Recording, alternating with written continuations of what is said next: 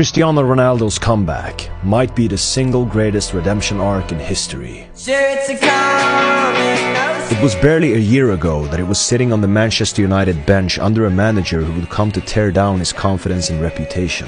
This led to the media pushing an agenda of Ronaldo being the problem at United, that it was because of him that the team was underperforming, when in reality they had been underperforming for almost a decade before his comeback. A comeback where he would in his first season carry the team in a way that I have never witnessed anyone else do before. How he time after time after time managed to rise up to the occasion against all odds in one of the most dysfunctional teams of all time and constantly be winning them games in the last dying minutes, only to become the one who would take the blame for their fall, and also finding himself outcasted from the team in the process. During this period, the World Cup in Qatar was about to begin as well, and just before the tournament was about to begin, an interview between Ronaldo and Piers Morgan was released, where Ronaldo broke down what was really going on behind closed doors at Manchester United. He went on to explain how the club hadn't evolved at all for the last decade, how the board, the structure and the mentality was weak, and how the younger players neither had the respect or work ethic necessary to reach the top.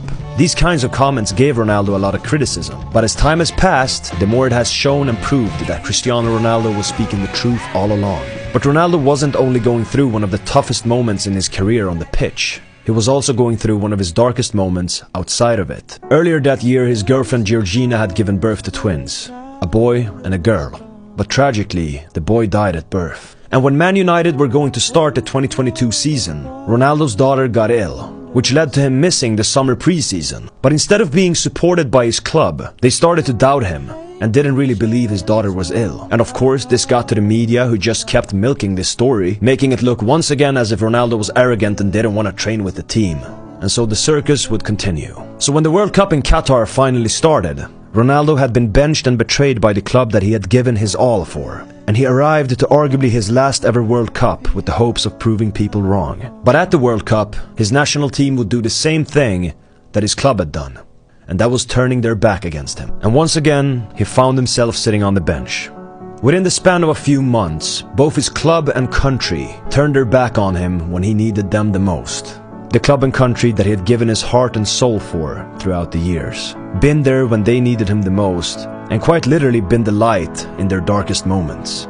Portugal got eliminated in the quarterfinals of the World Cup against Morocco, a match where Ronaldo started on the bench, a match that ended in his tears. Till this day, I genuinely do not believe that Cristiano Ronaldo cried only because of the fact that his World Cup dream had ended. I believe that this was just a man who finally couldn't take it anymore, who for the first time showed his human side in an inhumane world. A world filled with accusations, betrayal, media, his daughter's illness without getting any support at all, and finally his son's death. Ronaldo never returned to Man United again. And on December 30th, 2022, just one day before the year ended, he signed for Saudi Arabian Al Nassr.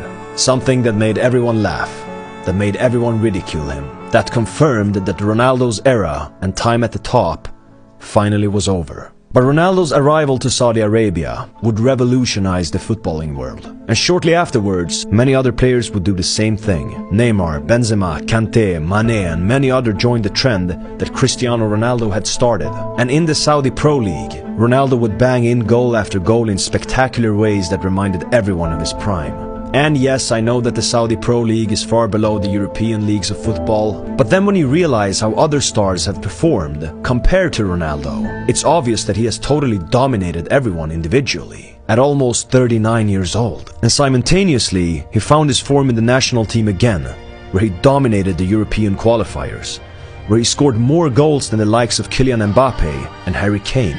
Only Lukaku scored more. But beyond all of this, it's just so damn wonderful to see Cristiano Ronaldo happy again. To see him celebrate with the same passion as he did over 20 years earlier, when he scored his very first professional goal.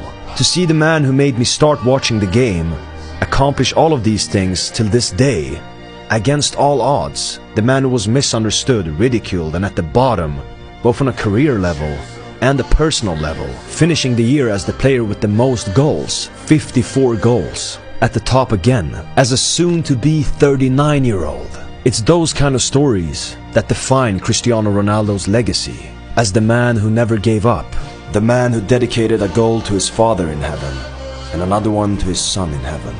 The man who never stopped proving people wrong. And that, ladies and gentlemen, is how you become a legend who will live till the end of time and beyond.